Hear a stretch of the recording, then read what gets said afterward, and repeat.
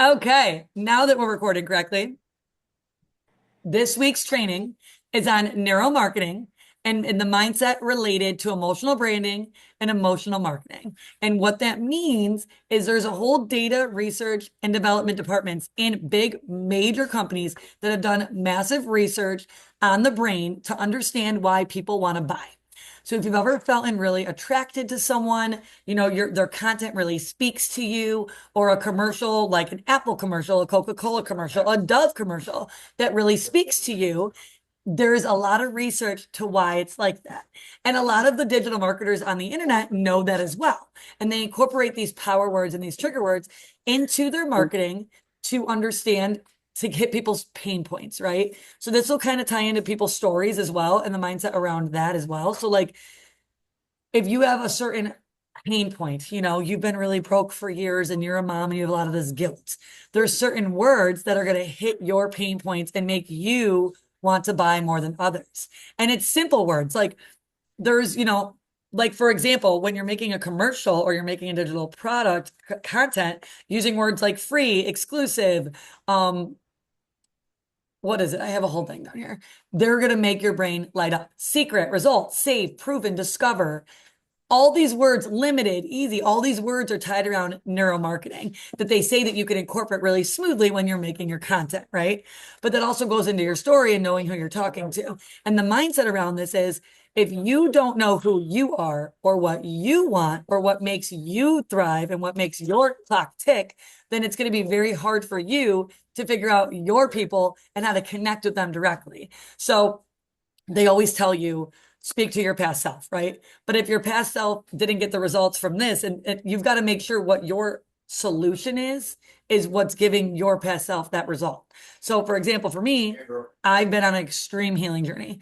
I've gotten so defeated. I've been so broke. I've been so knocked down. I can't work like I used to. What am I going to do? So the person on the internet who was like, I'm a mompreneur.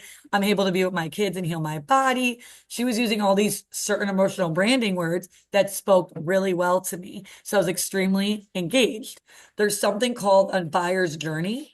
And when someone's new to not knowing the digital marketing world, their buyer's journey is about like 2 months. And when you're using specific words and power words and things that light them up and hit their pain points, you're making that journey faster. And this is something that literally the gurus, the Superbird commercials, they all understand this in big depths that maybe we didn't understand. So, for example, I put into ChatGPT, can you make me an email using emotional trigger words for marketing that would be passive that no one could notice? And I wrote it a little bit more better than that, but I'm going to read it to you. And I want you to see like I'm talking to you. Like I'm not going to put it out there as if I'm speaking it at you or if I'm literally selling you, right? I'm just going to read it to you and you're going to see exactly what I mean. So these words, I'm going to name the words off to you really quick so you can pay attention and why these words speak in emotional branding. Free. Free appeals to everyone. It appeals to everyone's desires that they're going to get something for free. That is an emotional branding word. New. Triggers a sense of novelty, which can stimulate the release of dopamine in the brain. Everybody loves something new and shiny, kind of like the shiny object syndrome, right? Especially on the internet. Instantly, catering to the universal desire that everyone wants something immediate for immediate gratification. So that is an emotional branding. Exclusive. It generates the feeling of being part of a special group. Easy, limited, guaranteed, discover, proven, save, results, secret, premium, you, and because. And I will get you this list. So don't worry if you didn't catch them. But so I'm going to read this email to you and see how they just slid them in like it was nothing, right? So it says, Dear client, are you ready to transform your career? We're excited to offer you an exclusive opportunity to discover the strategies that the industry leaders are using to succeed. Introducing our new online course, The Secrets to Professional Growth, made up course. Limited spots are available, and we don't want you to miss out. Register now and take advantage of this premium content. Here's what you can expect. It goes on and on and on, but there's already 1, 2, 3, 4, 5, 6 emotional branding words in there that you wouldn't even notice if you're just reading it. It goes, you get instant access to the course material, proven techniques that have propelled careers into our past students, easy to follow modules, because we believe in delivering value and offering this course at a special limited time offer, 4 more branding words. Plus, we're including this free bonus material. So This is just very general, but I want to give you an example of how you could slide this into anything. So you're telling your story on social media, right? Your story is huge.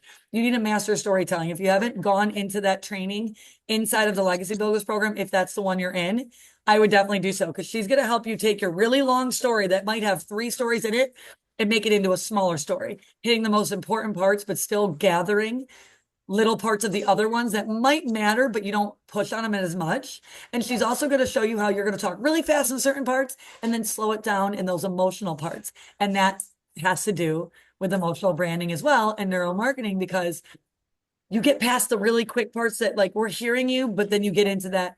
And I understand what it felt like to not be able to say yes to your children. And I understand that you needed to heal. Like you slow down during those parts using some emotional branding words.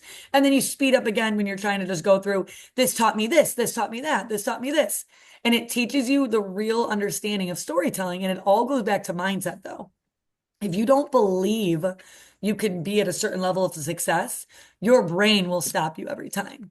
So the reason I wanted to focus on the neuromarketing and emotional branding involved in here is because there's so much mindset into success that if your mind is a mess, which I'm not saying ours all aren't to an extent, but you will get constant blocks. You will be defeated. You will not understand why you're getting stuck where you're getting stuck, and you will have to keep starting over essentially. And that happened to me so many times, and I couldn't figure out why. But when I wrapped my head around, I didn't believe that I could do these things, and I kept giving myself an out. I would say, okay, if this doesn't work out, I could just do this. If sometimes you have to burn the bridges. Like if you can't see the host or something. Okay. Someone wrote me privately, but I don't know how to respond privately. And they're saying that they can't see you. So I told them to swipe back and forth. Oh, gotcha. Perfect. So a part that's a huge, huge part of understanding marketing is understanding mindset and understanding your pain point of your client because they have mindset involved in it too. So if you can understand the buyer's journey of about 1 to 2 months and understand what triggers them to want to buy, and then if you can understand what triggered you to want to buy, you could kind of understand the brain and how it works a little bit by understanding if you believe in something and you're selling it, that person that's going to project that energy into someone else. Because essentially, if you bought it, you believed it, you used it, it worked, you're excited about it, you're projecting the energy out, that's what they're going to see. But if you're constantly in a place of lack, right? Like you're like, this isn't working for me, I don't understand, then that's the energy you're going to project off. So it's just so much mindset around it. And then I brought up all these studies. I'm gonna bring them out now too, because I got off track around how crazy it was that we don't even notice when these companies are doing stuff like this. We don't even notice it's happening. And I'm going to give you another example. 1 second. So, the textbook definition, neuromarketing is the study of people's brains and how it responds to advertising and other brand related messages by significantly monitoring brainwave activity and eye trafficking and skin response. These neuromarketing techniques are used to study the brain that even consumers have no idea they're going through. That's how crazy it is. It's almost crazy to me that mindset's so powerful that the marketers who sell us stuff learned it before we did to understand how we could heal ourselves, but they could do it to sell us things. Like it's so crazy to me.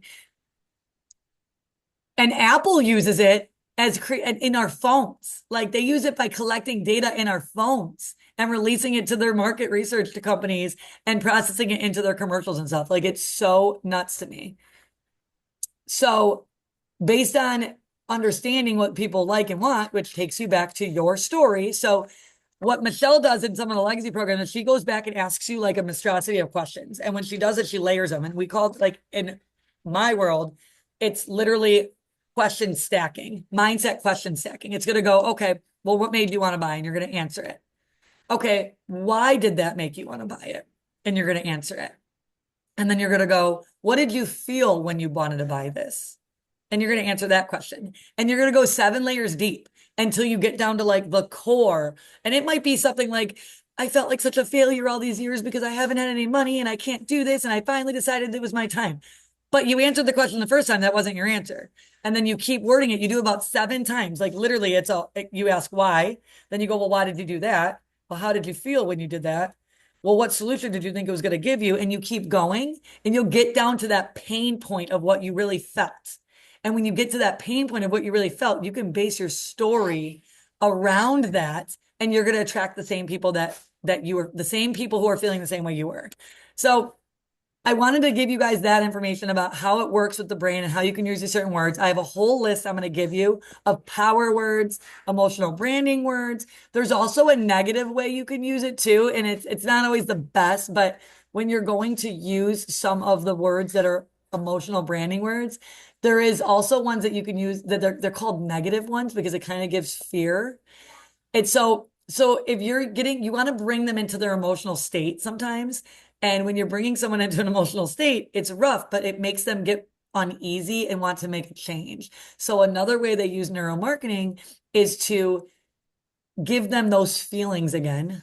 And it's not always the best way to do it, but when you create that empathy and sadness, eventually it ends in happiness when they feel like you're giving them a solution. So there's a lot of that too. So you kind of put them through this process when you're telling a story and when you're using these certain words that takes them through like all certain emotions. And the brain literally does this without them even knowing. And then it takes them to want to do that. I used to make a nightmare board instead of a dream board. Oh my gosh, what's that about, Joy? Explain that. So a nightmare board is like, and this was when I was in total like fight or flight survival mode, but I hear like, that. okay, if you don't do X, Y, and Z, I don't want to post, I don't want to message people, I don't want to respond, I don't want to make content, I don't want to, whatever, fill in the blank of what you don't feel like doing that day, whatever.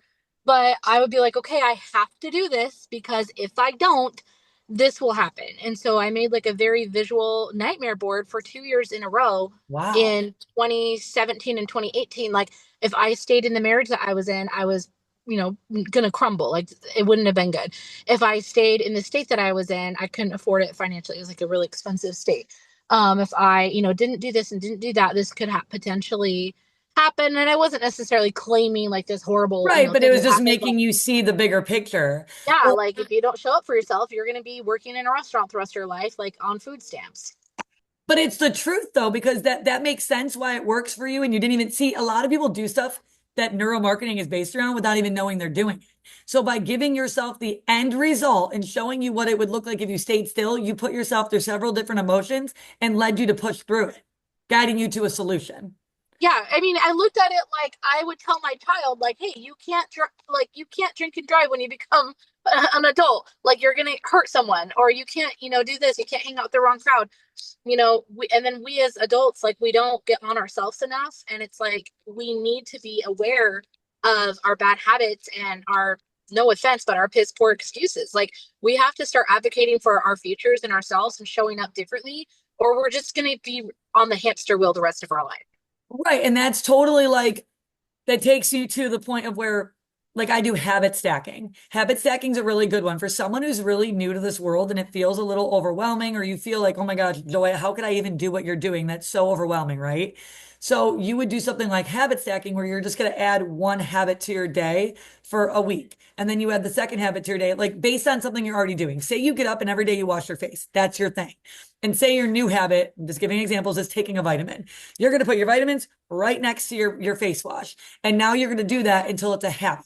And then you're going to add the second habit, like I'm going to read this book every morning because it's going to change my life. So right after the vitamins and the face wash, your book sits there and you habit stack all these together to essentially build this routine that gives you no excuses. My biggest excuse has always been, I have no time. I have no time. I just don't understand how I can't do this. Well, I wasn't prioritizing time. And when you tell yourself that story, which is exactly what I was telling you guys with your stories, you have to go through the series of emotions, but if you don't believe you will achieve these things, and you need to go back into the mindset training because you will stay stuck. And I know because I've been stuck and I always tell this to people. And this was a topic at our mother group today at church is that like, if God keeps putting you in that same situation, then you're not learning something from it.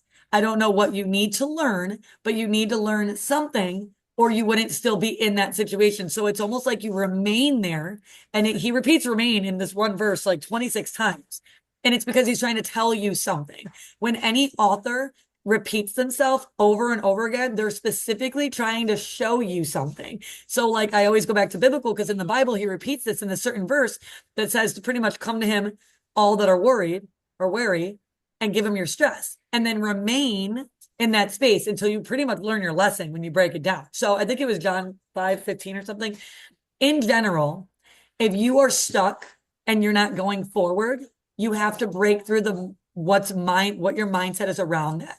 Obviously, I can't work through a whole hot seat coaching right this moment to break down where your mental block is, but there's definitely ways to do that where understanding how the brain works, for one, which is why I told you guys about neuromarketing, because I'm going to give you a homework assignment that I want you to go watch either the person you bought from or the people that you idolize in this industry. And I want you to listen to their words. And I almost want you to write them down. Write them down. Write the story they're saying word for word down. And then I'm going to give you this list of power words and the emotional branding words. And I want you to pick out how many of them in that person you follow and why they attract the million followers. There is a reason. Success leaves clues. Yes. Yeah, baby. Yeah. I need a minute, honey. You remember? I lost my train of thought. Oh my gosh. Help me out, guys. What was I saying?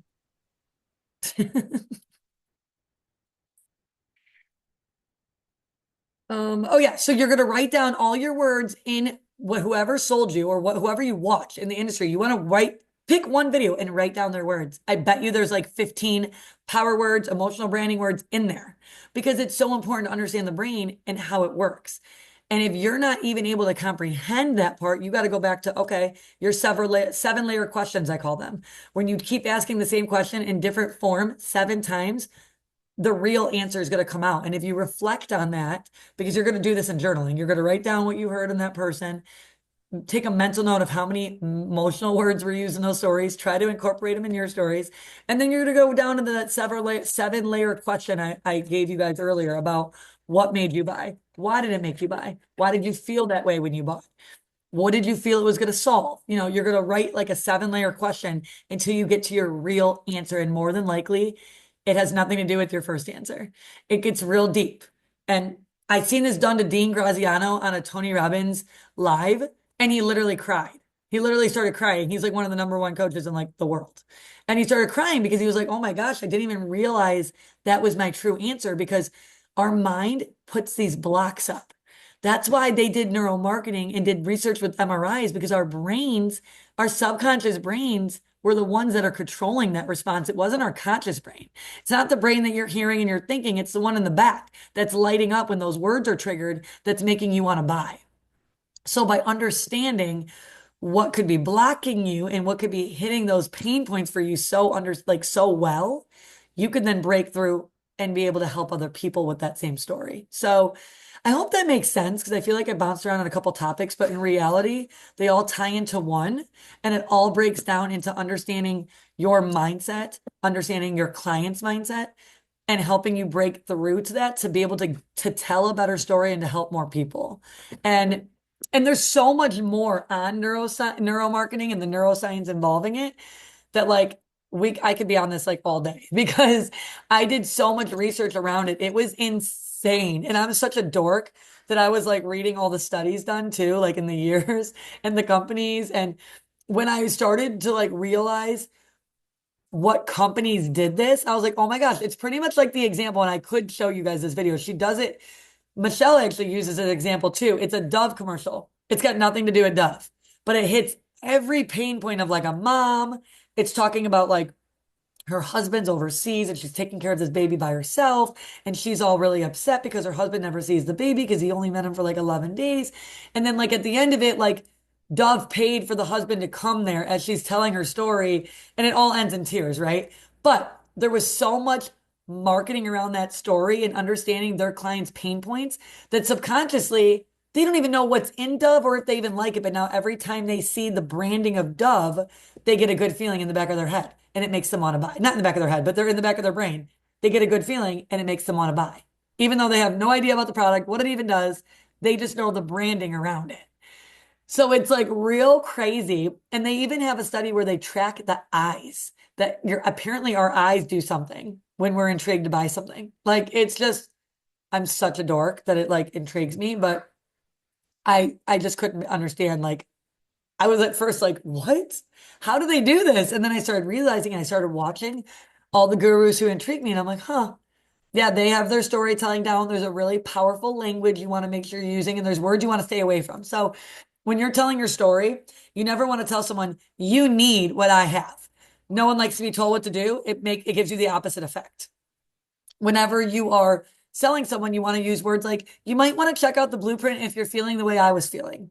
And you don't want to always overemphasize I, but you don't want to overemphasize you either. There's a happy balance. So when you're telling your story, you're going to be saying lots of I statements because, like, I was feeling so exhausted. I just didn't know how to handle it. I just couldn't carry on any longer. I knew I needed a change. And if you feel that way, I completely understand. So I'm balancing it out with the you. So going back to power words in that say. So if you might want to join my group if you're feeling that way. We have a community that would help you out. Like whatever it is, you suggest it in a way that's still powerful and authoritative, but you're not bossing them around because there's also studies around the negative side of a brand of marketing and not in the way of emotional, in a way of repelling clients. And some people don't realize just by a few words that they're repelling people from their videos. And I don't know if I have a list of that, but you could pretty much on a Google search find the words to avoid when marketing. Actually, you know what? I might have some right here. Hang on. I have like all these. Oh my gosh, you guys would laugh. I have like all these post-it notes from like this coach I had a long time ago. And I put them up here. And when I'm really really defeated, when I'm feeling really defeated, I read them at my desk. So like one of them is um everything I touch prospers. I choose, I choose to, and I will not leave. What the heck did I write? I choose to, and I will not. And I don't even know what I wrote, but I write little things to myself all the time so that I habit stack the things I'm telling you because who can remember all of this stuff, right? It's impossible. So I take notes about everything. I take the most important things and I'll leave myself little notes so that I come back to it on those rough days and I can remind myself why I'm doing what I'm doing, who I am, and I do those 7-layer questions all the time, every time I feel stuck. Every time I dive deeper into a new topic where I'm having resistance, I do a 7-layer question to go, why am I feeling this way? And then I do marketing around it, marketing research of why the brain is blocking it. So the more I learn on that, the more I'll keep showing you guys. But I thought it was really huge that you guys understand power words and emotional branding words so you can bring them into your content and then also avoid the words that repel people. So your homework is to go find the person who inspires you the most and go write down one of their posts and take their words and see which ones match the power list and see if you could turn them into your story. And if you are feeling stuck, then your homework is to do the 7-layer question. And if you need any help with like the 7-layer question, go in the group and just like put a question in there and I'll give you an example of a 7-layer question or I'll give you one that I use. So does anybody have any questions? Sorry if I was really flustered. My house was having a band concert behind me and it was hard to concentrate. I don't know why, because it's pretty much bedtime, so I don't know why they're so wound up, but yeah, so anybody have anything? Here's like another little thing to leave you with. When you concentrate on the effect, you forget the cause. So anyone feeling really stuck in like wanting results, you're forgetting the reason why you do stuff and why you're here to begin with. So I'll leave you with that. And if you guys need anything, reach out to me and hopefully that was beneficial to you. All righty. Thank you. You're welcome. Michelle. Hi, Michelle. Sorry, I just saw that now.